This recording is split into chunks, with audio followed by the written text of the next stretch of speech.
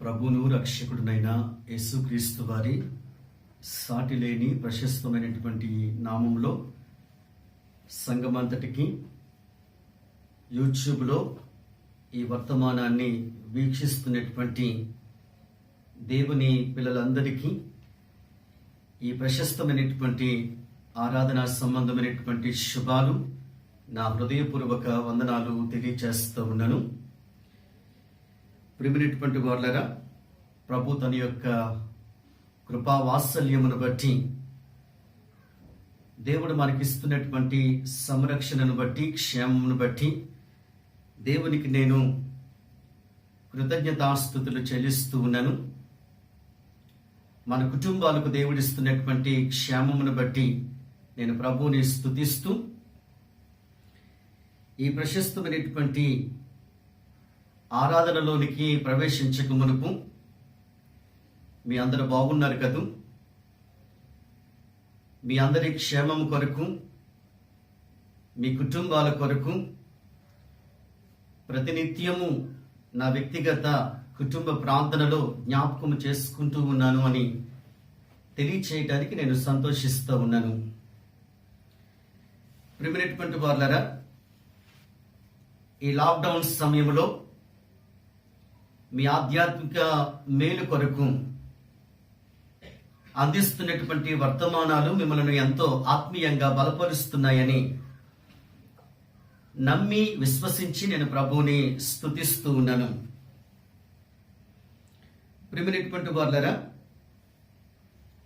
రండి, ఈ ప్రశస్తమైనటువంటి ఆరాధన కొరకై ఆత్మదేవుడు మనందరి హృదయాలను సిద్ధపరిచినట్లు మరో శ్రేష్టమైనటువంటి నూతన నెలలోనికి, పునరుద్ధానపు ఆరాధనలోనికి ప్రవేశింపచేసినటువంటి దేవదేవునికి కృతజ్ఞతాస్తుతులు చెల్లిస్తూ, ఈ ప్రశస్తమైనటువంటి ఆరాధన కొరకై మీ స్థలములలో మీ శిరములు వంచి, మీ ఆధ్యాత్మిక నేత్రాలు తెరిచి, వీలైతే మీ స్థలములలో మోకరించగలిగినటువంటి వారు మోకరించండి.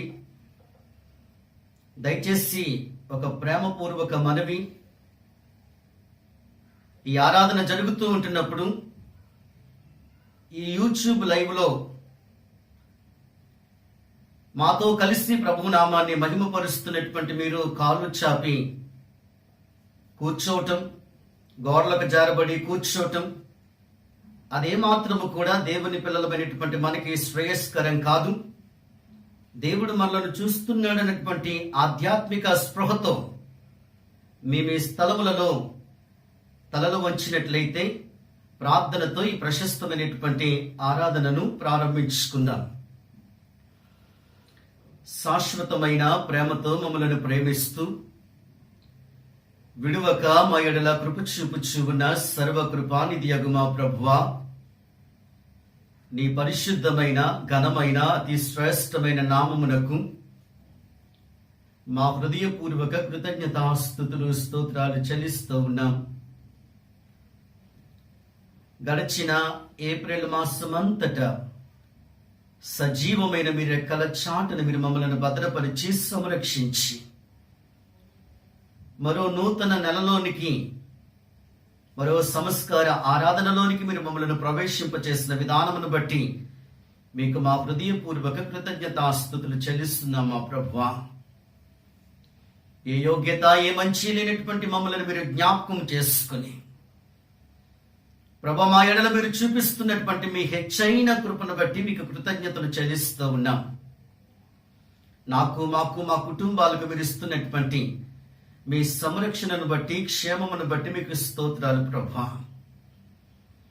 అయా, ప్రపంచ దేశాలలో ప్రభునిన ఈ కరోనా వైరస్ వల్ల ప్రభునిన జరుగుతున్నటువంటి ఆ విపత్తు నుంచి అయా మా దేశాలకు ప్రభునిన అయా మీరు విడుదల ప్రసాదించమని మీ పాదములను పట్టుకొని బ్రతిమలాడుతూ ప్రార్థిస్తున్నాం తండ్రి. అసాధ్యము కానిటువంటి వాటిని సాధ్యపరచగలిగినటువంటి సర్వశక్తి కలిగినటువంటి మా దేవ,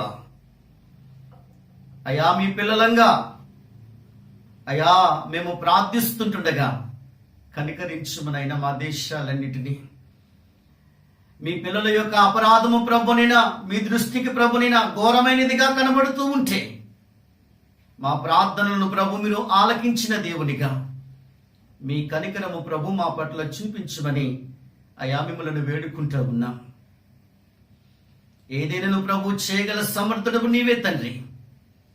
ప్రభు మీ చిత్తానికే ప్రభునిన మేము అప్పగిస్తూ ఈ కరోనా వైరస్ నుంచి ప్రభునిన మీరే శాశ్వతంగా విడుదల ప్రసాదించమని కోరుతూ ఉన్నాం ప్రభువా. అయ్యా చాలా దేశాలలో ప్రభునిన ఈ కరోనా వైరస్ వల్ల ప్రభుని చాలా మంది చనిపోతూ ఉంటున్నటువంటి పరిస్థితి మాకు మా కుటుంబాలకు ప్రభు నేను విరుస్తున్నటువంటి సంరక్షణను ప్రభు మేము జ్ఞాపకం చేసుకుంటూ అయ్యా నిన్ను స్తుతిస్తున్నాం ప్రభా. నేనా మీ కనికరాన్ని మేము జ్ఞాపకం చేసుకుంటున్నాం ప్రభా. మా జీవితాలు కూడా ప్రభు నేను మీరు తీర్పు తీర్చాల్సి వస్తే ప్రభు నేనా అయ్యా మీ శిక్షకు గురి అవ్వాల్సినటువంటి జీవితాలే మావి కూడా అయినను కూడా ప్రభు నేను మీ కనికరాన్ని మా అందరి ఎడల మీరు చూపుతున్నటువంటి దేవుడవు తండ్రి.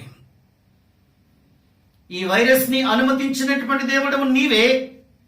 ఈ తెగుళ్లను కూడా ఆపగలిగేటటువంటి సర్వశక్తి కలిగినటువంటి దేవుడవు నీవే తండ్రి. ఈ విపత్తు నుంచి ప్రభు నేను శాశ్వత విడుదల ప్రభు మీరు ప్రసాదించమని నేను ప్రార్థిస్తూ ఉన్నాను. ఈ ప్రశస్తమైనటువంటి ఆరాధన కొరకు మీ పాదముల చెంత మీ పిల్లలంగా మీ కృప కొరకు కనిపెడుతుంటుండగా దేవామములను మీ కృపలో జ్ఞాపకం చేసుకోండి తండ్రి. మీ సేవకులతో ఈ ప్రార్థనలో ఏకీభవించి ప్రార్థిస్తున్నటువంటి ప్రతి ఒక్క బిడ్డని మీరు దర్శించమని ప్రార్థిస్తున్నాను. వారి వ్యక్తిగత జీవితంలో వారి కుటుంబంలో ఏ విషయాలలో ప్రభుని వారు త్రొట్టెళ్ళిపోతున్నారు, తప్పిపోతున్నారు, నీకు ఆయాసకరమైనటువంటి జీవితాలు జీవిస్తుంటున్నటువంటి బిడ్డలను మీరు కనికరించమని ప్రభు ప్రార్థిస్తూ ఉన్నాను. కనికరించండి ప్రభా. అయ్యా మీ వద్దకు వచ్చినటువంటి ఏ ఒక్కరిని కూడా మీరు త్రోసివేసే దేవుడవు కాదు తండ్రి. మా హృదయాలు మీ ఎదుట పశ్చాత్తాపంతో విరిగిపోవాలని అయ్యా శుద్ధ హృదయం కలిగినటువంటి మీ పిల్లలంగా మా జీవితాలను మీకు సజీవయాగంగా సమర్పించుకోవాలని ఆశపడుతుంటున్నటువంటి ప్రేమ కలిగిన మా తండ్రి నీకు స్తోత్రాలయ్యా. దినమెల్లా మా వైపు మీ చేతులను చాపుతున్నటువంటి కనికరం కలిగిన మా ప్రభువా మీకు స్తోత్రాలు. మీ కౌగిలలోనికి ప్రభు నేను మీ పిల్లలంగా మేము రావాలని కోరుకుంటున్నటువంటి దేవుడు తండ్రి. ఇంకా లోకములో పాపములో నీకు వ్యతిరేకమైనటువంటి వేటిలోనైతే మీ పిల్లలు ప్రభు నేను సంతోషిస్తున్న వారిగా ఉన్నారు అయ్యా కనికరించుమనైనా క్షమించుము ప్రభునైనా. అయ్యా వారి జీవితాలలో ప్రభునైనా అయ్యా మార్పు కొరకే మీరు దీర్ఘశాంతము చూపుతున్నటువంటి దేవానికి స్తోత్రాలైనా. అయ్యా ఈ ఆరాధన ద్వారా ప్రతి ఒక్కరిని ప్రభునైనా మీరు దృష్టించబోతున్నందులకే మీకు స్తోత్రాలయ్యా. వాక్య సందేశాన్ని మాట్లాడుటకై మీ దాసుడు మీ పక్షంగా నిలబడుతూ ఉంటుండగా వాక్యము నీది మాట్లాడు మీ దాసుడు ప్రభునైనా అయ్యా మీ నోటి బోరగాలను వాడుకోండి. మీ ఆత్మ ప్రేరేపణతో కూడినటువంటి మీ జీవము గల మాటల చేత నన్నును మమ్ములను మీరు సంధించి వాక్యపు వెలుగులో మా జీవితాలను మీరు సరిచేయమని మమ్మల్ని మీ బలమైన హస్తాలకు అప్పగించుకుంటూ ఈ వాక్య ధ్యానం అంతటా మీరే మహిమ ఘనత ప్రభావాలు పొందుకోమని విన్న వర్తమానాన్ని మాలో నూరంతలుగా ఫలింపచేయమని యేసుక్రీస్తు వారి అతి శ్రేష్టమైనటువంటి నామాన స్తుతించి ఆరాధించి ప్రార్థించి అడిగి పొందుకొని ఉన్నాము తండ్రి. ఆమేన్ ఆమేన్. దేవుని నామానికి స్తోత్రం కలుగును గాక. మరోసారి సంఘ బిడ్డలందరికీ ఈ ప్రశస్తమైనటువంటి సంస్కార ఆరాధన శుభాలు నా హృదయపూర్వక వందనాలు తెలియజేస్తూ ఉన్నాను. యూట్యూబ్లో ఈ ప్రశస్తమైనటువంటి వర్తమానాలను వీక్షిస్తున్నటువంటి దేవుని పిల్లలైన మీ అందరికీ కూడా మరోసారి క్రీస్తు పేరిట నా శుభాలు నా హృదయపూర్వక వందనాలు తెలియజేస్తూ ఉన్నాను. ప్రియమైనటువంటి వారులారా, ఈరోజు ఒక ప్రాముఖ్యమైనటువంటి అంశాన్ని నేను మీ ముందుకు తీసుకొని రాగోరుతూ ఉన్నాను. అంశం ఏమిటంటే పరిశుద్ధంగా ఉండుటకు చేయాల్సినటువంటి సాధకాలు. ఈ కడవరి దినములలో దేవుని పిల్లలమైనటువంటి మనము పరిశుద్ధంగా ఉండటానికి చేయాల్సినటువంటి సాధన ఏంటి, సాధకాలు ఏంటి? పరిశుద్ధాత్మ దేవుని యొక్క ప్రేరేపణ చేత కొన్ని శ్రేష్టమైనటువంటి తలంపులు ఈ పరిశుద్ధత కొరకే నేను మీ ముందు పెట్టగోరుతా ఉన్నాను. నేటి దినాన క్రైస్తవులు ఒక విషయాన్ని మర్చిపోతా ఉన్నారు. నిజంగానే మర్చిపోయారు. ఏంటి ఆ విషయం అంటే పరిశుద్ధంగా ఉండటాన్ని మర్చిపోయారు. నేను అనుకుంటాను ప్రపంచ దేశాలకు మనకు ఎదురవుతుంటున్నటువంటి ఈ విపత్తు దేవుడే దీనిని అనుమతించాడు అని. ఈ విపత్తును, ఈ వైరస్ను అనుమతించినటువంటి ఆ సర్వశక్తి కలిగినటువంటి దేవుడే ఈ విపత్తు నుంచి ఆయనే మనలను విడిపించాలి. ఇక ఎవరి వల్ల కూడా అది సాధ్యము కానే కాదు అనే విషయాన్ని మనము గుర్తెరగాలి ప్రియమైన వాళ్ళ. ఇది మనం ఎరగాల్సినటువంటి ఆధ్యాత్మిక సత్యం. కాబట్టి నేనేమంటానంటే ఈ లాక్డౌన్ సమయంలో ఈ భయంకరమైనటువంటి విపత్తు దేశం మీదకి పొంచి ఉంటున్నటువంటి సమయంలో మనలను మనము పరిశీలించుకోవాల్సినటువంటి ఆవశ్యకత ఎంతైనా ఉంది అనే విషయాన్ని నేను మీకు జ్ఞాపకం చేస్తా ఉన్నాను. వాక్యం సెలవిస్తుంది కదా, పేతురు తన పత్రికలో తెలియచేస్తున్నటువంటి మాట, నేను పరిశుద్ధున్నై ఉన్న ప్రకారము. ఆ మొదటి అధ్యాయము, పేతురు రాసినటువంటి పత్రిక మొదటి అధ్యాయము ఆ యొక్క 16వ వచనాన్ని మనము చూస్తే, నేను పరిశుద్ధున్నై ఉన్న ప్రకారము మీరును కూడా సమస్త ప్రవర్తన యందు పరిశుద్ధులై ఉండాలని దేవుని యొక్క హృదయ వాంఛై ఉంది. మనము పరిశుద్ధపరచబడాలని దేవుడు కోరుకుంటున్నాడు. మనము రూపాంతర అనుభవంలోనికి మనము రావాలని దేవుడు ఆశపడుతున్నటువంటి దేవుడై ఉన్నాడు. నీకు నాకు అందుకే ఈ విలువైనటువంటి సమయాన్ని దేవుడు మనకి ఇస్తున్నాడు అనే విషయాన్ని మనము గుర్తెరిగి, ఏ విషయాలలోనైతే దేవుని పిల్లలంగా మనము తప్పిపోతున్నామో, త్రొట్టెళ్ళిపోతున్నామో, మన ఆలోచనలు బాగోలేదు, మన తలంపులు బాగోలేదు, మన నడవడిక బాగోలేదు, మన ప్రవర్తన బాగోలేదు, దేవునికి ఆయాసకరమైనటువంటి మార్గము ఏదైతే మన జీవితాలలో ఉందో మనల్ని మనం సరి చేసుకోవటానికి దేవుడు సమయాలు ఇస్తున్నాడు, ఆరోగ్యాన్ని ఇస్తున్నాడు, సజీవ లెక్కలలో ఉంచుతున్నాడు అనే విషయాన్ని మనం జ్ఞాపకం ఉంచుకోవాలి. దేవుణ్ణి ఆయాసపరిచేటటువంటి దేవుని పిల్లలంగా మనం ఉండటం అదే మాత్రము కూడా మనకి ఆశీర్వాదకరం కాదు. ఈరోజు చాలా మంది వారి ప్రవర్తన చేత, దేవునికి వ్యతిరేకమైనటువంటి జీవితాన్ని వారు జీవించటం చేత దేవుణ్ణి ఇంకా ఆయాసపరిచేవారుగానే ఉన్నారు. నా 2 చేతులు జోడించి ప్రభు పేరిట మిమ్మల్ని బ్రతిమలాడుకుంటున్నాను. ఆయన కనికరం కలిగినటువంటి దేవునిగా, ఆయన ప్రేమ కలిగినటువంటి దేవునిగా, ఆయన క్షమించే దేవునిగా నీ తట్టు తన 2 చేతులు చాపి ఎదురు చూస్తుండగా ఆయన ప్రేమ కౌగిలిలోనికి మనం రాగలిగితే, నువ్వు ఏ స్థితిలోనైతే పడిపోయావో మరలా ఆ స్థితిని మరలా నీకు ఇవ్వటానికి, నీ జీవితం ద్వారా ఆయన మహిమ పొందుకోవటానికి ఆయన ఇష్టపడుతుంటుండగా ఎందుకు మన జీవితాలను ప్రభుకి అప్పగించుకోకూడదు?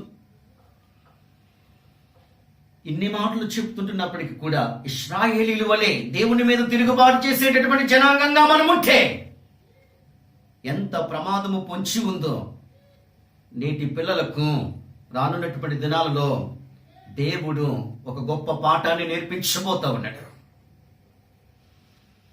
ప్రియమైనటువంటి వారులారా, వాక్యంలో వ్రాయబడినటువంటి ఒక అద్భుతమైనటువంటి మాట ఏంటంటే, తన ప్రవర్తన విషయమే ఎవరైతే అజాగ్రత్తగా ఉంటారో, సామెతల గ్రంథం 19వ అధ్యాయము 16వ వచనంలో వ్రాయబడినటువంటి మాట, ఎవరైతే తమ ప్రవర్తన విషయమే అజాగ్రత్తగా ఉంటారో వారు చస్తారు. నేనన్న మాట కాదు. అంటే మన ప్రవర్తనని మనం ఈ లాక్డౌన్ సమయంలో సరి చేసుకోవాల్సిన ఆవశ్యకత ఉంది అనే విషయాన్ని నేను జ్ఞాపకం చేస్తూ ఉన్నాను.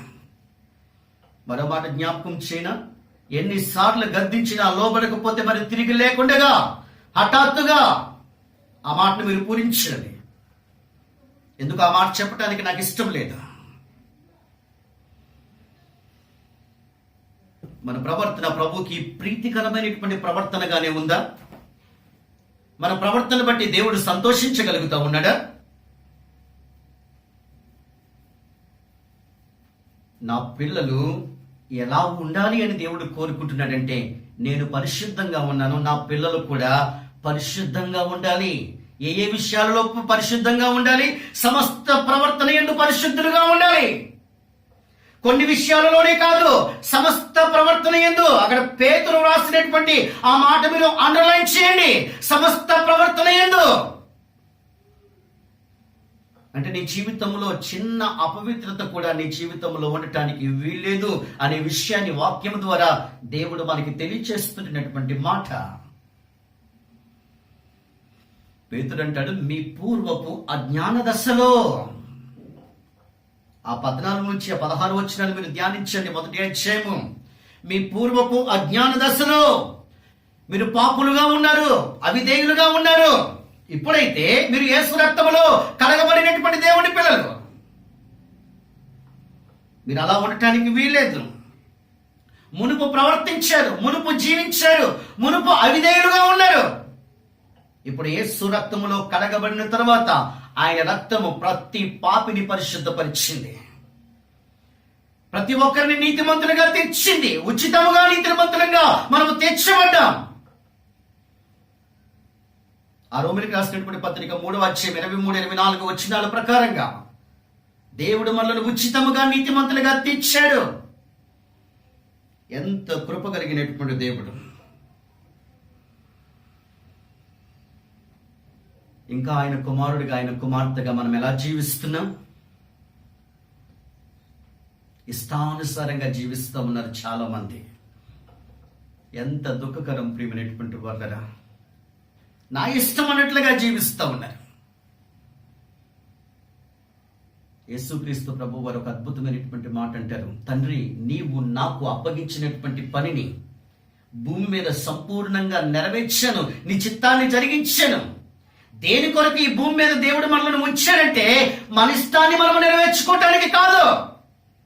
దేవుని ఇష్టాన్ని, దేవుని ఉద్దేశాన్ని, దేవుడు మన పట్ల కలిగి ఉన్నటువంటి ఆయన ప్రణాళికను మన జీవితంలో నెరవేర్చుకోవాల్సినటువంటి వారమై ఉన్నాం. అందుకొరకు దేవుడు మనలను ఏర్పరచుకున్నాడు, అందుకొరకు దేవుడు మనలను రక్షించుకున్నాడు. ఇంకా నీ జీవితంలో మార్పు కొరకు ఆయన దీర్ఘశాంతం ఎందుకు చూపుతున్నాడంటే నువ్వు మారాలి అని, మార్పు చెందాలి అని. ఈ కడవరి దినములలో దేవుడు నీటితో సూటిగా మాట్లాడుతున్నటువంటి మాట, నువ్వు రిపెంట్ అవ్వాలి, నీ జీవితంలో మార్పు రావాలి. మార్పు వచ్చేటంత వరకు కూడా ఈ తెగులు ఆగదేమో అన్న భయం నాకు వేస్తూ ఉంది. ఐగుప్తీయులకు అర్థం కాలేదు ఆ గొర్రెపిల్ల యొక్క రక్తం యొక్క విలువ. ఇశ్రాయేలీలకు అర్థమైంది కనుకనే వారి యొక్క గడప కొమ్ముల మీద ఆ యొక్క రక్తాన్ని చిలికిచ్చారు. సంహారక దూత ఆ యొక్క ఇంటిని దాటిపోయింది. యేసు రక్తము మన కుటుంబాల్లో ఉంటే, రక్షింపబడినటువంటి పిల్లలకు దేవుని భయము, పశ్చాత్తాపము, మారు మనస్సు, విరిగి నలిగిన అనుభవం ఉంటే సంహారకుడు దాటిపోతాడు. అంటే తెగులు మన గుడారాలలోనికి ప్రవేశించడానికి అవకాశము లేనేలేదు. మనల్ని మనం పరీక్షించుకుందాం ప్రియులారా. నేనేమీ ఆవేశంగా మాట్లాడట్లేదు, ఇది దైవావేశంగా భావించండి. దేవుని ఎదుట మనం పశ్చాత్తాప్తులమవుదాం, దేవుని తట్టు మనము తిరుగుదాం. ఆయన కనికరము కొరకు వేడుకోవాల్సినటువంటి వారమై ఉన్నాము అనే విషయాన్ని నేను జ్ఞాపకం చేస్తూ ఉన్నాను. బైబిల్ గ్రంథంలో ఒక వృత్తాంతాన్ని నేను మీ ముందుకు తీసుకుని వస్తాను. అంటే దేవుని యొక్క పరిశుద్ధతను భంగపరిస్తే దేవునికి ఏ రీతిగా ఉగ్రత వస్తుందో, దేవునికి ఏ రీతిగా కోపం వస్తుందో ఒక వృత్తాంతాన్ని నేను మీ ముందుకు తీసుకొని రావాలి. ఆ వృత్తాంతం ఏంటంటే, మీరు లేవియాకాండము 10వ అధ్యాయము ఆ మొదటి 3 వచనాలలో అహరోను కుమారులైనటువంటి నాదాబు, అబీహులు కనబడతారు. వారు దేవుని సన్నిధానానికి దేవుడు ఆజ్ఞాపింపనటువంటి వస్తువును తీసుకుని రాగా, ఇక్కడ 4 విషయాలు చెప్తాను నేను. Wrong fire, wrong authority, wrong time, wrong people. తప్పుడు వస్తువు, తప్పుడు అధికారముతో, తప్పుడు సమయములో, తప్పుడు వ్యక్తులు దేవుని మందిరములోనికి ప్రవేశించగా దేవుని యొక్క అగ్ని వారిని దహించింది, కాల్చింది. ఎందుకు ఈ విషయాన్ని జ్ఞాపకం చేస్తున్నా తెలుసా? అంటే తప్పుడు వస్తువు దేవుని మందిరములోనికి తీసుకుని వస్తేనే దేవుని అగ్ని వారిని కాల్చేస్తే మన పరిస్థితి ఏంటి? ఎన్నో దేవునికి అవిధేయమైనటువంటి వాటిని చేస్తున్నటువంటి మనల్ని ఇంకా దేవుడు కనికరిస్తూ ఉన్నాడు. ఈరోజు చాలా మందికి అర్థమైనటువంటిది ఏంటంటే దేవుని గురించి ఆయన కనికరం కలిగినటువంటి దేవుడు, ప్రేమ కలిగినటువంటి దేవుడు, జాలి కలిగినటువంటి దేవుడు, దయ కలిగినటువంటి దేవుడు, కృపామయుడు. ఆయన రోషం కలిగినటువంటి దేవుడు కూడా, ఆయన దహించు అగ్ని కూడా. ఎందుకు దీర్ఘశాంతము చూపుతున్నాడు ఆలోచించమని నేను ప్రభు పేరిట ప్రేమతో మీకు మనవి చేస్తూ ఉన్నాను. పరిశుద్ధుడైనటువంటి దేవుణ్ణి అపరిశుద్ధపరిస్తే ఆయన ఎలాగ పరిశుద్ధపరచుకోవాలో ఆయనకి బాగా తెలుసు. ప్రియులారా, నన్ను నేను పరిశుద్ధపరచుకుంటున్నానన్నాడు దేవుడు. ఆ 10వ అధ్యాయం 3వ వచనం చివరి మాట చూస్తే వారిని బట్టి దేవుడు పరిశుద్ధపరచబడ్డాడు. వారిని చంపడమే దేవునికి పరిశుద్ధత ఆపాదించబడటం అయింది. దేవుని యొక్క పరిశుద్ధతను మనం భంగపరచటం అది మన వ్యక్తిగత, మన కుటుంబాలకు ఆశీర్వాదకరం కాదు అనే విషయాన్ని జ్ఞాపకం చేస్తున్నాను సుమ. జాగ్రత్త.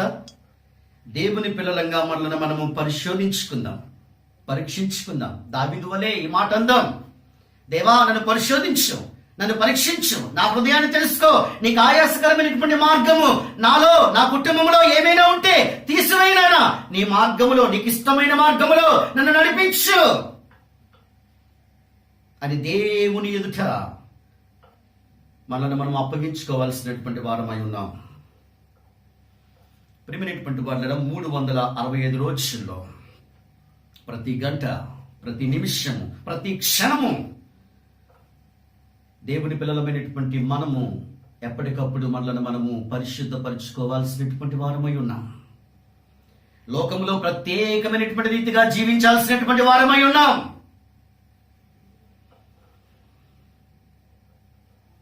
హోలీనెస్ లేకుండా మనము నిజ క్రైస్తవులము కాలేము. ఈరోజు ఎవరిలోనైతే పరిశుద్ధత లేదో వారింకా నామకార్థులే, వారింకా వేషధారులే, వారింకా దేవుని దుఃఖపెడుతున్నటువంటి వారే. ఆ లిస్టులో ఉన్నావేమో. ఒకసారి నిన్ను నువ్వు పరిశీలించుకో, నన్ను నేను పరిశీలించుకోవాలి. నామకార్థులుగా బ్రతికే కంటే నటించొద్దు. అలాంటి వారి మీద దేవుడు ఉమ్మేస్తానన్నాడు. ఎన్ని ఉమ్ములు పడుతున్నా గాని వారు దులిపేసుకుంటా ఉన్నారు.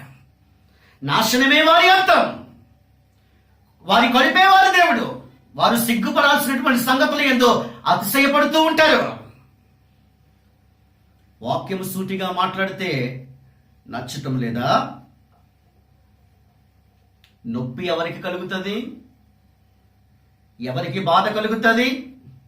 ఎవరైతే పాపములో జీవిస్తున్నారు, ఎవరైతే వాక్యము ద్వారా హెచ్చరింపబడుతున్నటువంటి దానికి తగిన రీతిగా ఉన్నారో వారికే నొప్పి కలుగుతుంది కదా. సరి చేసుకోవటం కొరకే దేవుడు మనకు ఆ వర్తమానాన్ని ఇస్తున్నాడని మనము స్వీకరించగలిగితే, ఇది హెచ్చరికతో కూడినటువంటి మాటగా నువ్వు అనుకోవద్దు.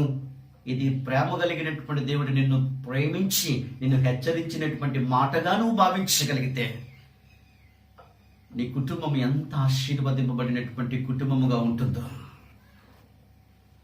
ఆ యొక్క చెడ్డతరములో నోవాహు కుటుంబానికి దేవుడిచ్చినటువంటి ఆ సంరక్షణ, ఈ భయంకరమైనటువంటి విపత్తుకరమైనటువంటి దినాలలో దేవుడు నీ కుటుంబానికి క్షేమాన్ని, సంరక్షణ ఇవ్వాలంటే దేవుని తట్టు మనము తిరిగిపోవాలి. మన పాపపు స్థితిని దేవుని ఎదుట యథార్థంగా ఒప్పేసుకోవాలి.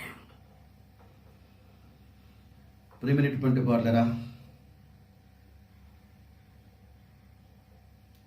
లోక పద్ధతులను మనం వెంబడిస్తున్నంత కాలము కూడా మనలో నిజమైనటువంటి పరిశుద్ధత, దేవుడు ఆశించే పరిశుద్ధత అది ఎప్పటికి కూడా మనలో పరిపూర్ణము కాదు.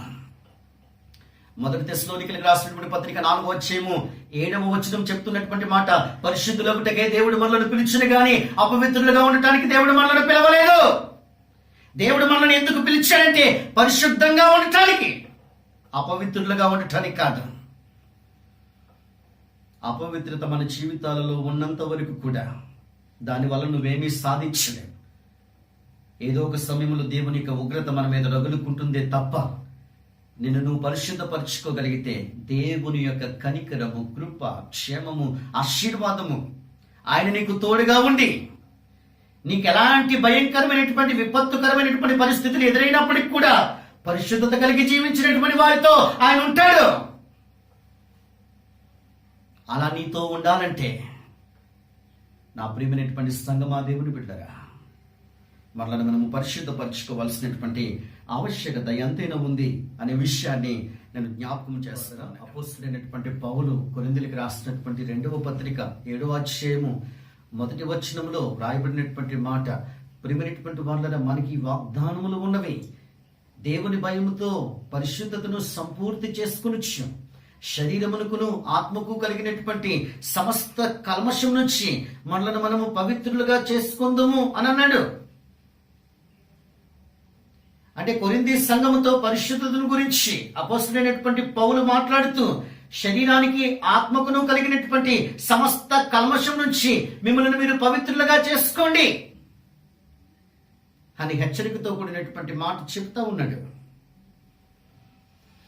పరిశుద్ధత అనేటటువంటి మాట బైబిల్ గ్రంథంలో అక్షరాల 830 సార్లు ప్రస్తావించబడింది. న్యూ టెస్టిమెంట్ లో 250 సార్లు వ్రాయబడింది. దేవుడు మోషేకి ఇచ్చినటువంటి ధర్మశాస్త్ర గ్రంథములో 350 సార్లు వ్రాయబడింది. ఆ పంచఖండాలలో లేవియా కాండములోనే ఆ బలులను గూర్చి, హోమములను గూర్చి, అర్పణములను గూర్చి ఆ లేవియా కాండ గ్రంథములో 87 సార్లు పరిశుద్ధతను గురించి వ్రాయబడింది. పరిశుద్ధ గ్రంథములో 1189 అధ్యాయాలలో, పాత నిబంధన గ్రంథములో 39 అధ్యాయాలుంటే ఆ 39 అధ్యాయాలలో 830 సార్లు పరిశుద్ధతను గురించి వ్రాయబడింది. క్రొత్త నిబంధనలో 27 పుస్తకాలుంటే 250 సార్లు పరిశుద్ధతను గురించి వ్రాయబడింది. ప్రియమైన వాళ్ళ 5 ఖండాలలో కూడా 350 సార్లు, లేవియా కాండములో 87 సార్లు ఈ పరిశుద్ధతను గురించి ప్రస్తావించబడినట్లుగా మనము చూస్తాం. పరిశుద్ధత అనేది క్రైస్తవ జీవితానికి కేంద్రముగా ఉంది.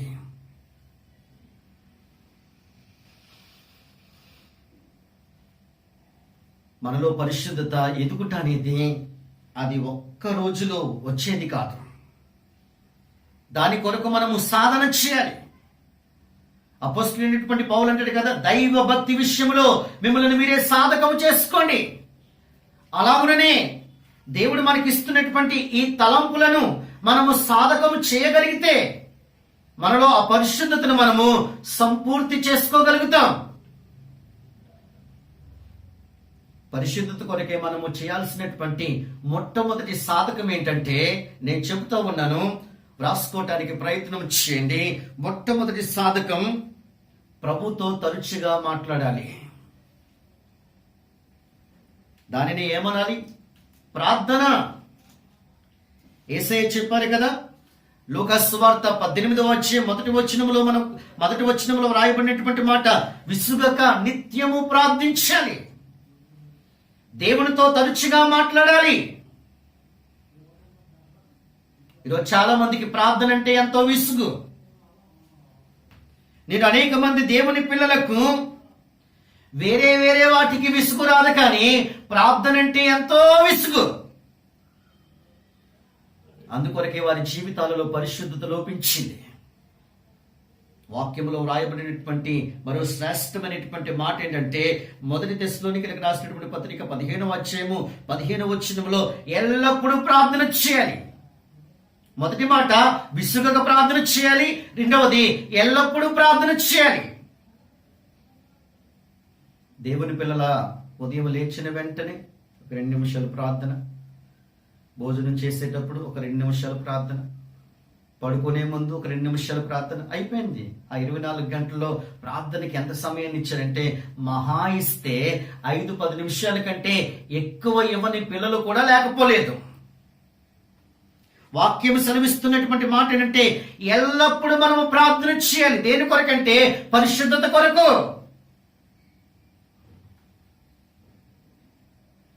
ఏవో 4 మాటలు చెప్తే సరిపోదు ప్రార్థన అంటే. 3వ తలంపు ఏంటంటే, ఏలియా వలె ఆసక్తితో మనము ప్రార్థన చేయాలి. ఈరోజు ప్రార్థన కొరకైనటువంటి ఆసక్తి లేదు చాలా మంది దేవుని పిల్లలకు. ఈ లాక్డౌన్ సమయంలో ప్రార్థన కొరకైనటువంటి ఆసక్తి పెరిగిందా? ప్రార్థన కొరకే ఆసక్తిని మనం పెంచుకోగలుగుతున్నామా? లేకపోతే ఉన్న ప్రార్థన పోయిందా?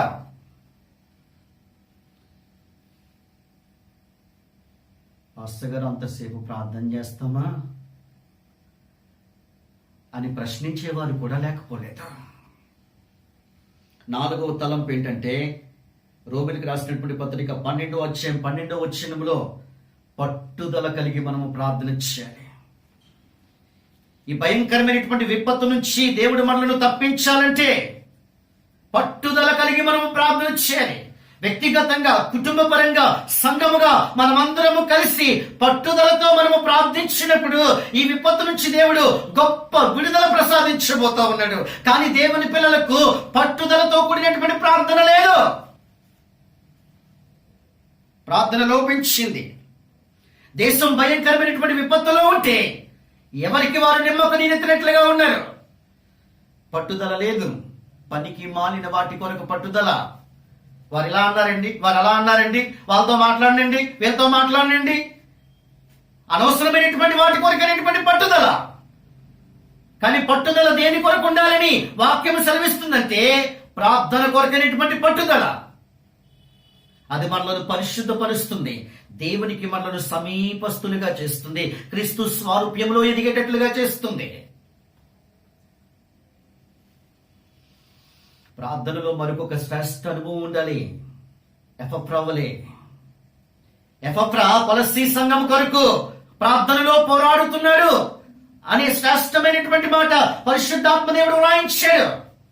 ఆ కొలస్సీలకు రాసినటువంటి పత్రిక 4వ అధ్యాయం 12వ వచనంలో అతడు ప్రార్థనలో పోరాడుతూ ఉన్నాడు. ఏది ప్రార్థనలో పోరాడే దేవుని పిల్లలు? ప్రార్థన కొరకే మనము పోరాడాలి. ప్రార్థనలో మనల్ని మనము నలగొట్టుకోవాలి. సమయం దొరికితే దేవునితో మాట్లాడాలి అనే ఒక ఆధ్యాత్మిక తీవ్రత మనలో రగలాలి. రక్తము కారునంతగా మీరు పాపముతో పోరాడాలి, ప్రార్థనలో పోరాడాలి. దేవుని పిల్లలకు ఈ మాటలు అర్థం కావటం లేదు. ప్రియమైనటువంటి వారులారా, సంఘాలలో ఇలాంటి ఎపఫ్రా లాంటి వారు లేస్తే, కుటుంబాలలో లేస్తే దేశంలో ఉజ్జీవం, సమాజంలో ఉజ్జీవం, సంఘములో ఉజ్జీవం. ప్రార్థనా పరులైనటువంటి వారు లేవాలి. ప్రసంగికులు సంఘాలకు అవసరమే, కానీ ప్రార్థనా పరులు దేశానికి అవసరం. ప్రార్థనా పరులైనటువంటి వారు దేవునికి కనబడతారు. మాలాంటి ప్రసంగికుల కంటే ప్రార్థనా పరులైనటువంటి మీరే గొప్ప. ప్రార్థనా పరులైనటువంటి వారు సంఘాలలో లేవాలి. యాకోబు యొబ్బేకరేములో దేవునితో పెనుగులాడుతూ ఉన్నాడు, పోరాడుతూ ఉన్నాడు. పోరాడే అనుభవాన్ని ప్రార్థనలో మనము కలిగి ఉండటం, అది మన ఆధ్యాత్మిక అలవాటు కావాలి. ప్రార్థనలో మనము దేవునితో తరచుగా మాట్లాడాలి. ఒక గొప్ప భక్తుడు అన్నటువంటి శ్రేష్టమైనటువంటి మాట ఏంటంటే, ఎల్లప్పుడూ ప్రార్థన చేసేవాడు పాపము చేయటానికి ఎంత మాత్రము సాహసం చేయడంట. ప్రార్థన దేవునికి మనలను సమీపస్తులుగా చేస్తుంది. అన్యోన్య సహవాసమును దేవునితో మనకి పటిష్టపరుస్తుంది ప్రార్థన. పాపము చేసేవాడు ప్రార్థన చేయడు. మరో మాట, ప్రార్థన చేసేవాడు పాపము చేయడు.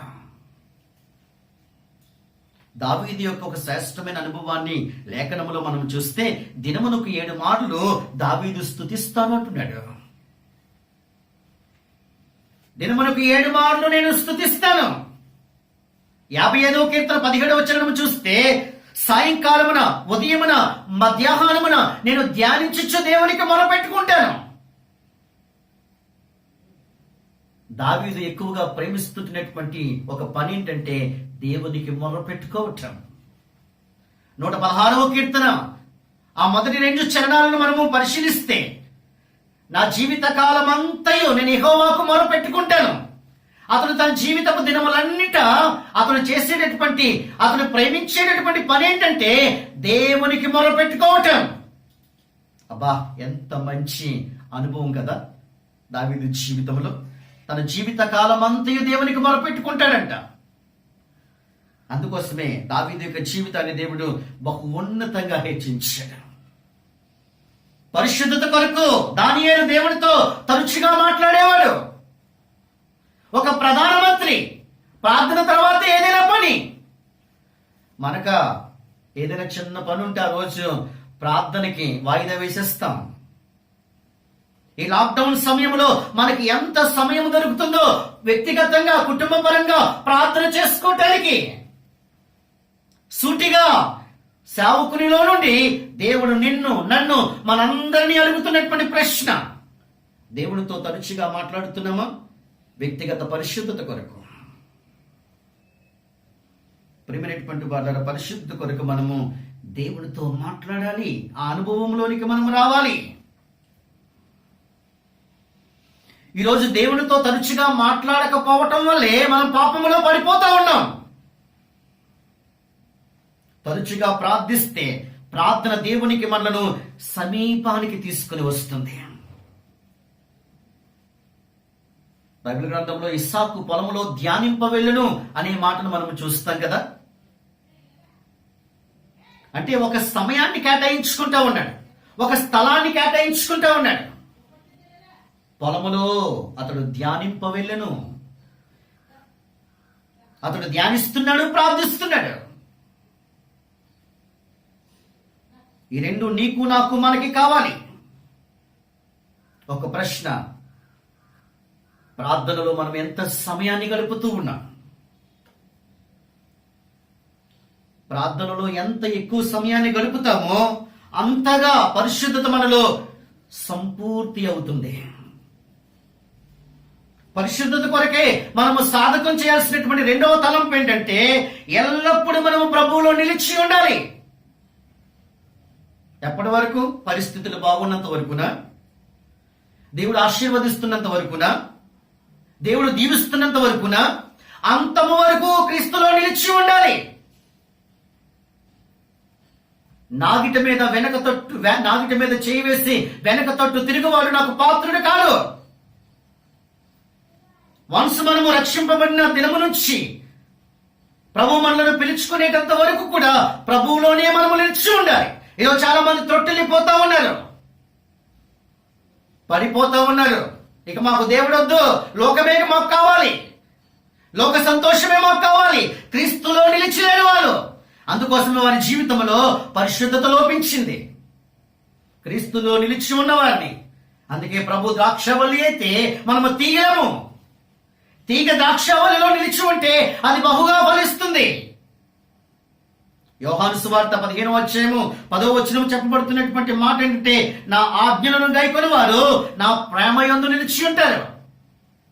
దేవుని ఆజ్ఞలను గైకొన్నవాడు, దేవుడు మనకిస్తున్నటువంటి ఆజ్ఞలను గైకొనాలి. అలా గైకొన్నటువంటి వారే దేవునిలో స్థిరంగా నిలిచి ఉంటారు. నేను ఎవని యందు నిలిచి ఉందునో ప్రభువు అన్నారు కదా, వారు బహుగా ఫలిస్తారు. నువ్వు నిలిచి ఉన్నావా లేదా అన్నది నీ యొక్క ఫలింపును బట్టి తెలుస్తుంది. లోకానికి, సంఘానికి, కుటుంబానికి, దేవునికి. మనము క్రీస్తులో నిలిచి ఉన్నామా? మనం నిలిచి ఉండాల్సింది ధనం మీద కాదండి, మనం నిలిచి ఉండాల్సింది ఆస్తి మీద కాదండి, మనం నిలిచి ఉండాల్సింది స్థితిగతుల మీద కాదండి, మనం నిలిచి ఉండాల్సింది ఉద్యోగం మీద కాదండి, మనం నిలిచి ఉండాల్సింది మనము కలిగి ఉన్నటువంటి వేటి మీదనో కాదండి, మనం నిలిచి ఉండాల్సింది క్రీస్తులో. అందుకోసమే వాక్యం సెలవిస్తుంది. అపోస్తలుడైనటువంటి పౌలు అంటాడు, ఇక నువ్వు జీవించువాను నేను కాను, క్రీస్తే నా యందు జీవించుచున్నాడు. నిలిచి ఉండడం అంటే అది చచ్చిపోయేటంత వరకు కూడా దేవుని కొరకు, దేవుని పిల్లలు రోషంగా దేవునిలో నిలిచి ఉండాలి. దేవుని కొరకు నిలిచి ఉండాలి.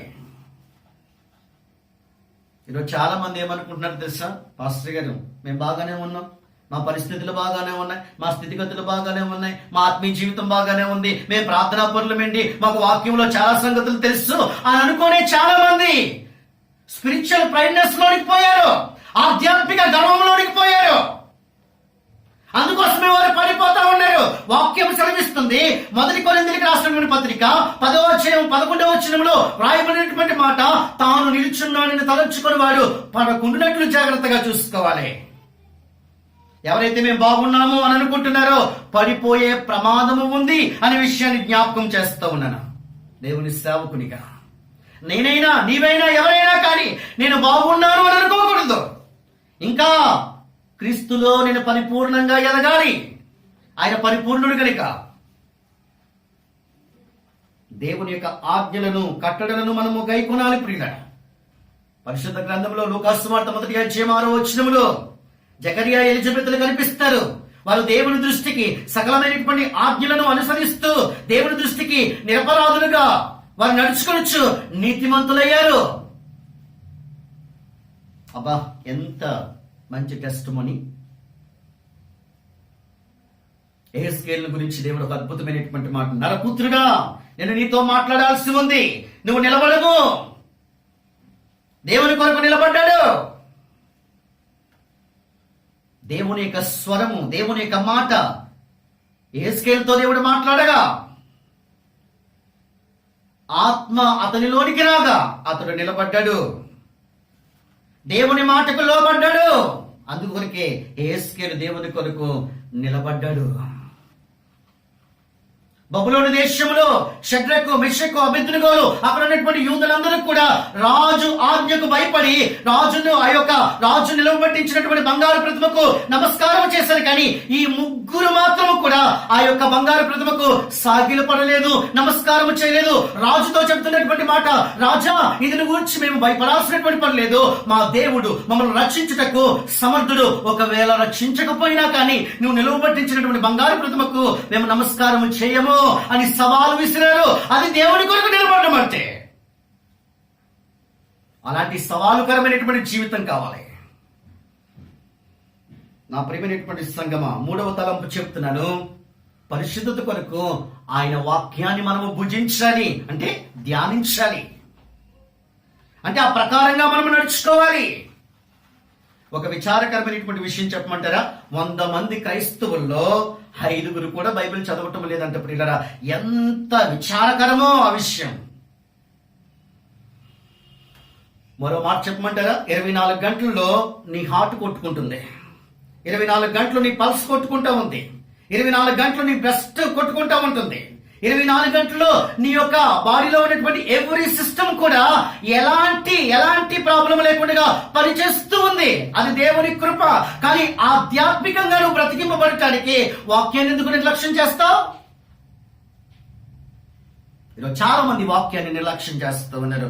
వారి ఆధ్యాత్మిక పోషణ కొరకైనటువంటి వాక్యాన్ని ధ్యానించడం ద్వారా వారు పరిశుద్ధపరచబడతారు అనే విషయాన్ని జ్ఞాపకం చేస్తూ ఉన్నాను. వాక్యాన్ని చదవటానికి కానీ, వినడానికి కానీ ఈరోజు ఎంతో మందికి విసుగు. దేవుని సన్నిధానానికి వస్తారు కానీ ఎంత విసిగిపోతూ వాక్యాన్ని వింటారో. 1-2 అధ్యాయాలు ధ్యానించేసరికి వారికి ఎంత విసుగొచ్చేస్తుందో. అందుకోసం ఇర్మియా వీరిని గురించి అన్నటువంటి మాట ఏంటంటే, వాక్యమందు సంతోషము లేని వారే ఇర్మియా గ్రంథం 6:10 వ్రాయబడినటువంటి మాట, వాక్యమందు సంతోషము లేని వారై దాన్ని తృణీకరిస్తారు. వీళ్ళు మందిరానికి వస్తారు కానీ వాక్యం మీద శ్రద్ధ ఉండదు. వీరికి ఆసక్తితో వాక్యాన్ని వినరు. వారి ఇంటి దగ్గర మందిరానికి వచ్చినప్పుడే వారు ఇలా ప్రార్థన చేసుకోవాలి, దేవా మా సేవకునిలో మీరుండి ఈ ఆరాధనలో మాతో మీరు మాట్లాడండి. ఎంతమంది దేవుని పిల్లలు అలా ప్రార్థన చేస్తూ ఉన్నారు? ఒక దైవజనుడు అన్నారు, మనము వాక్యాన్ని ధ్యానించే విషయంలో అలసిపోయేటంత వరకు కూడా ధ్యానించాలంట ప్రియులారా.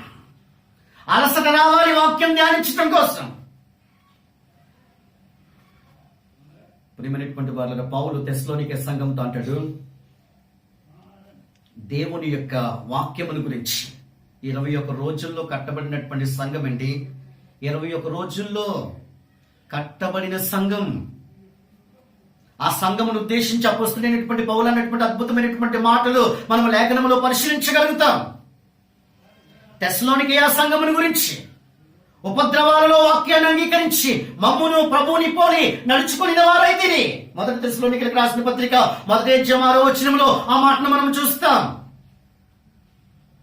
మీరు 1 తెస్సలోనికీయులకు రాసిన పత్రిక 2:13 మీరు చూస్తే, అది మనుషుల వాక్యమని ఎంచక అది నిజముగా ఉన్నట్లు దేవుని వాక్యమని దాన్ని అంగీకరించారు కనుకనే ఆ వాక్యము విశ్వాసులైన మీలో కార్యసిద్ధి కలుగజేస్తా ఉంది.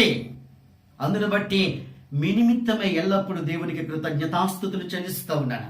వాక్యాన్ని వారు రిసీవ్ చేసుకోవటమే కాదు, మాసిదోనియాలోను అకయాలోను విశ్వాసులందరికీ మాదిరైపోయారు. పరిశుద్ధతలో 21 రోజుల్లో ఎంత వాక్యములో ఎదిగారో. కొన్ని పట్టణాలకు దీవెనకరంగా మారిపోయారండి. సంవత్సరాల తరబడి వాక్యాన్ని ధ్యానిస్తూ ఉన్నాం, సంవత్సరాల తరబడి వాక్యాలు వింటూ ఉన్నాం. ఎంతమందిని ప్రభు కొరకు మనం రక్షించాం? నశించిపోతున్నటువంటి ఆత్మల కొరకైనటువంటి ఏ భారం నీకుంది? నిమ్మక నీరెత్తినట్లుగా మనం ఉన్నాం. ఎంత దుఃఖకరం ప్రియమైనటువంటి వాళ్ళ. భక్షించడం అంటే ఏంటో మీకు తెలుసా ప్రియులరా? యెహెజ్కేలుకి అనుభవం ఉంది. మీరు లేఖనంలో చూడండి, దేవుడు తన దగ్గరికి మాటలు తీసుకుని రాగా ఆ మాటలను భక్షించాడంట. ఈ భుజించిన అనుభవం యెహెజ్కేలు జీవితంలో, ఇర్మియా జీవితంలో మనం చూడొచ్చు. 66 గ్రంథాలు, ఒక్కొక్క మాట ఎంత జీవంతో కూడినటువంటి మాటలు. అంటే సింగిల్ వర్డ్ కూడా నువ్వు విడిచిపెట్టకుండా తృప్తిగా భుజించాలి. అంటే నీ యొక్క అంతరంగిక పరిశుద్ధత కొరకు, అంతరంగిక పరిశుద్ధత కొరకు 66 పుస్తకాలలో ఉన్నటువంటి ఒక్కొక్క మాటను భుజిస్తూ రావాలి.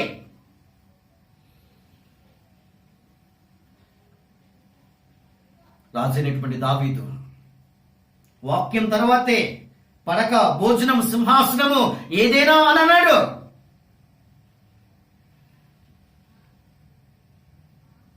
ప్రియమైనటువంటి వాళ్ళరా, 119వ కీర్తన 97వ చరణంలో వ్రాయబడినటువంటి మాట, నేను దినమెల్లా వాక్యాన్ని ధ్యానిస్తున్నాను. దినమెల్లా వాక్యాన్ని ధ్యానిస్తున్నాడంట ఒక రాజు. అబ్బా, ఎంత శ్రేష్టమైనటువంటి మాట. పరిశుద్ధత కొరకే ఒక 5 తలంపులు నేను మీ ముందు పెడతాను ప్రియులారా. వాక్యాన్ని ధ్యానించటం వల్ల కలిగేటటువంటి ఒక 5 తలంపులు ఫాస్ట్ గా నేను మీ ముందు పెడతాను. ఆ రిఫరెన్సెస్ ని మీరు రాసుకోండి. 119వ కీర్తన 11వ చరణంలో, నీ వాక్యము నా హృదయంలో ఉంటే నేను ఏ పాపమునకు చోటివ్వను. ఈరోజు వాక్యము మన హృదయంలో ఉంటే వారు పరిశుద్ధపరచబడతారు. లోకములో తమను తాము ఇహలోక మాలిన్యం అంటకుండా తమను తాము పవిత్రపరచుకోగలుగుతారు వాక్యము హృదయంలో ఉంటే. రెండవ మాట 119వ కీర్తన 38వ చరణం, వాక్యము హృదయములో ఉంటే, నీ వాక్యము మనుష్యులలో నీ భయాన్ని పుట్టిస్తుంది. వాక్యము హృదయములో లేదు కనుకనే దేవుని భయం లేకుండా పోయింది. వాక్యము హృదయములో ఉంటే, వాక్యానుసారమైనటువంటి జీవితాలైతే దేవుని భయము కలిగి మనము జీవిస్తాం. మూడవ తలంపు ఏంటంటే, వాక్యం మనము త్రొట్టిల్లిపోకుండా మనలను స్థిరపరుస్తుంది. 119వ కీర్తన 165వ వచనం, నీ ధర్మశాస్త్రమును ప్రేమించే వారికి ఎంతో నెమ్మది కలదు, వారు తూలి త్రొట్టినుటకు కారణమేమీ లేదు. వాక్యాన్ని ప్రేమించే వారికి స్థిరమైన జీవితం వస్తుంది. ఈరోజు చాలా మంది త్రొట్టిల్లిపోతున్నారు కదా, ఈరోజు చాలా మంది పడిపోతున్నారు కదా. కారణం ఏంటంటే వాక్యాన్ని ప్రేమించకపోవటం వల్ల. వాక్యాన్ని ప్రేమించే వారికి స్థిరమైన జీవితంతో పాటుగా పరిశుద్ధత వస్తుంది. 4వ తలంపు చెప్పి నేను 4వ విషయంలోనికి వెళ్తాను. 119వ కీర్తన 105వ వచనము, వాక్యం మనల్ని వెలిగిస్తుంది. నిద్రించుచున్నటువంటి నీవు మేల్కొనుము, క్రీస్తు నీ మీద ప్రకాశిస్తాడు. వాక్యం ఒక వ్యక్తిని వెలిగిస్తుంది. మనలో ఉన్నటువంటి చీకటిని, అంధకారాన్ని, అపవిత్రతను పారద్రోలుతుంది. ఆ వ్యక్తి క్రీస్తు కొరకు ప్రకాశిస్తాడు. పరిశుద్ధత కలిగినటువంటి వాడే క్రీస్తు కొరకు ప్రకాశిస్తాడు. 4వ తలంపు చెప్పి నేను నా వర్తమాన ముగింపులోనికి వస్తాను. మనము చేయాల్సినటువంటి మరొక సాధకం ఏంటంటే మన కన్నులను పరిశుద్ధపరచుకోవాలి. ఇది చాలా ప్రాముఖ్యమైనటువంటి సాధకం. ప్రియమైనటువంటి వాళ్ళరా, మన దేహంలో శ్రేష్టమైనటువంటి అవయవాన్ని గురించి కొండ మీద ప్రసంగంలో యేసుక్రీస్తు ప్రభు వారు మాట్లాడుతూ, నీ దేహమునకు దీపము కన్నే గనుక నీ కన్ను తేటగా ఉంటే నీ దేహమంతయు వెలుగుమయమై ఉంటుంది. ఆ కన్ను చెడినదైతే నీ దేహమంతయు చెడిపోయినట్లే. మత్తయి సువార్తలో ప్రభు ఈ మాట అన్నారు. 6వ అధ్యాయము 22-23 వచనాలలో. సాతానుడు ఎంత తెలివిగా ఈ యుగ సంబంధమైనటువంటి దేవత, 2వ కొరింథీయులకు రాసినటువంటి పత్రిక 4వ అధ్యాయం 4వ వచనములో ఈ యుగ సంబంధమైనటువంటి దేవత అవిశ్వాసులైనటువంటి వారి మనోనేత్రములకు గుడ్డితనాన్ని కలుగజేస్తా ఉంది. ఈరోజు చాలా మంది సెల్ ఫోన్లో, ల్యాప్టాప్ల్లో ఏం చూస్తున్నారు? నేను అడుగుతున్నటువంటి ప్రశ్న కాదండి, ఇది సేవకునిలో ఉండి నన్ను, మిమ్మలను, ఈ వాక్యాన్ని వీక్షిస్తున్నటువంటి వారందరినీ దేవుడు అడుగుతున్నటువంటి ప్రశ్న. ఈరోజు చాలా మంది ల్యాప్టాప్ల్లో ఏమున్నాయో ఫోర్నోగ్రఫీ వీడియోస్. ఈరోజు సెల్ ఫోన్ లో చాలా మంది భయంకరమైనటువంటి వాటిని చూస్తూ ఉన్నారు. సిగ్గనిపించటం లేదు వాళ్ళకి. దేవుని పిల్లలు మరలా ఒక గొప్ప భక్తుడు అనేటువంటి ఒక శ్రేష్టమైనటువంటి మాట ఏంటంటే అది నాకు చాలా నచ్చింది ప్రియులరా. ఒక స్త్రీలో అమ్మతనాన్ని, చెల్లితనాన్ని చూస్తే వారిని తప్పుగా, పాపముగా చూడటానికి అవకాశం ఉండదు అని అన్నాడు ఒక భక్తుడు. వాళ్ళకి నిండు వందనాలు చెప్పాలి.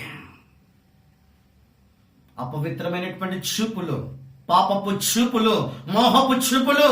అందుకోసమే వాక్యం సెలవిస్తుంది కదా, ఒక స్త్రీని మోహపు చూపుతో చూచువాడు అప్పుడే తన హృదయమందు ఆమెతో ఏమి చేసిన వాడు అవుతాడో మీరు పిలిచేయండి.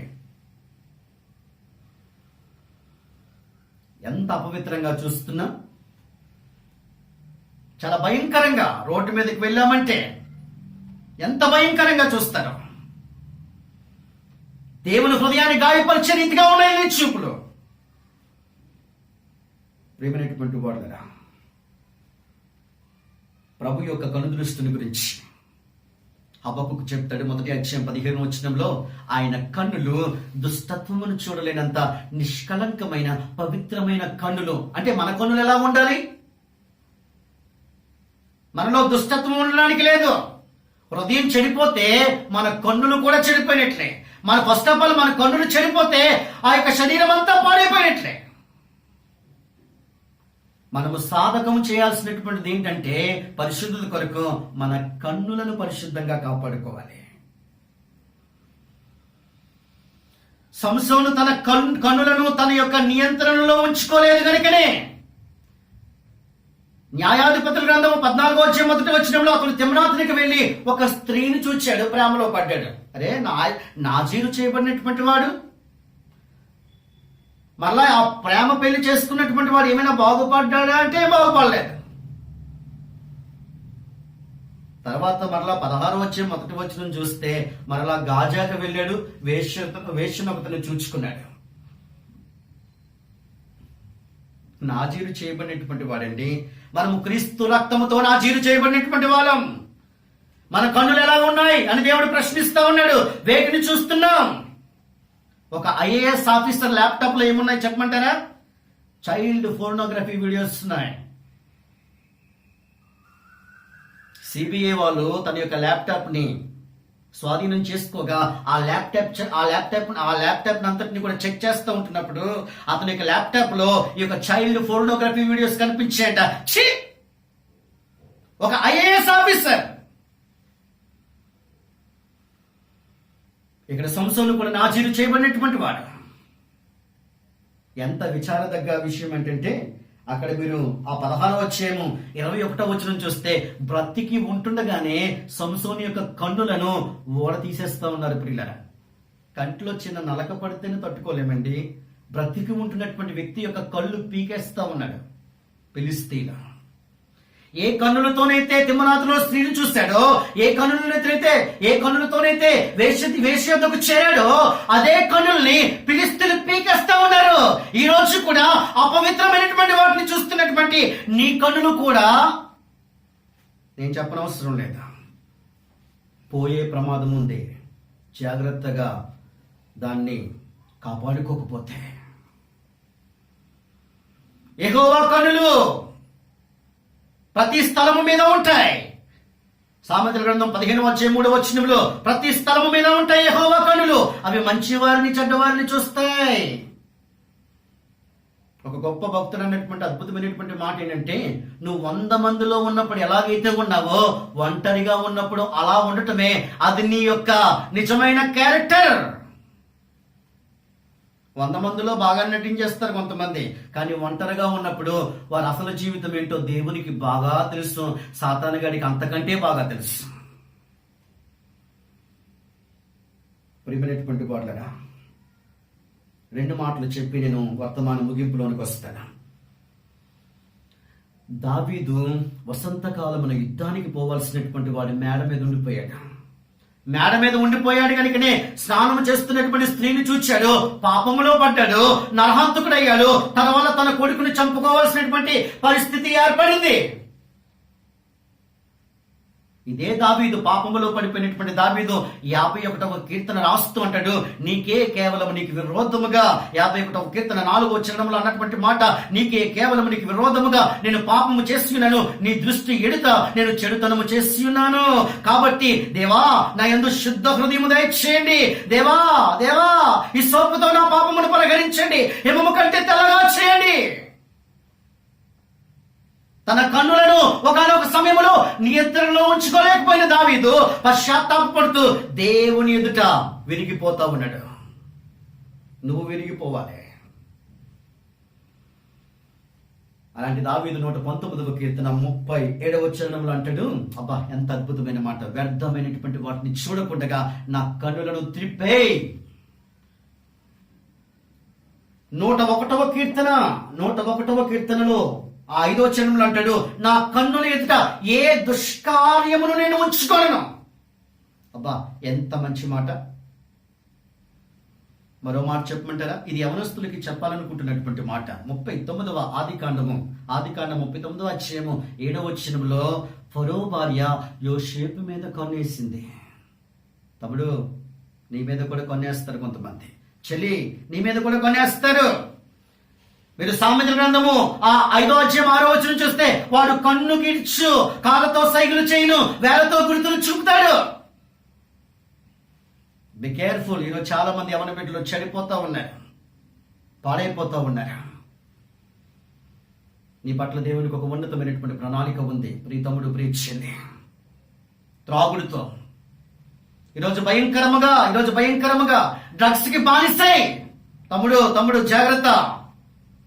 ఈరోజు చాలా మంది యవన తమ్ముడు డ్రగ్స్ కి బానిసైపోయారు. ఈ ఎలక్షన్ మూమెంట్ లో చాలా మంది పిచ్చిగా తాగేస్తా ఉన్నారు. తమ్ముడు జీవితం పాడైపోద్ది. నాకు తెలిసినటువంటి ఒక తమ్ముడు చాలా వేదన కలుగుతుంది. వాడు చేసుకున్నటువంటి అలవాటును బట్టి వాడి యొక్క లివర్ పాడైపోయింది. వాళ్ళ నాన్న ఇంచుమించు 38 లక్షలు ఖర్చు పెట్టినప్పటికీ కూడా ఆ తమ్ముడు పేరు శ్రీను, 38 లక్షలు ఖర్చు పెట్టినప్పటికీ కూడా ఆ తమ్ముడు బ్రతకలేదు. ఆ తమ్ముడి యొక్క లివర్ ఫంక్షనింగ్ ని బయటికి తీసేశారు. ఆ తమ్ముడు చేసుకున్నటువంటి త్రాగుడికి, ఆ డ్రగ్స్ కి ఆ తమ్ముడి యొక్క లివర్ పాడైపోయింది. నీ శరీరంలో ఏదో ఒకటి పాడైపోయే వరకు కూడా నీ అలవాటును మానుకోవేమో. దేవుడు నిన్ను హెచ్చరిస్తున్నాడు, మానాలి, నీ జీవితం మార్చబడాలి.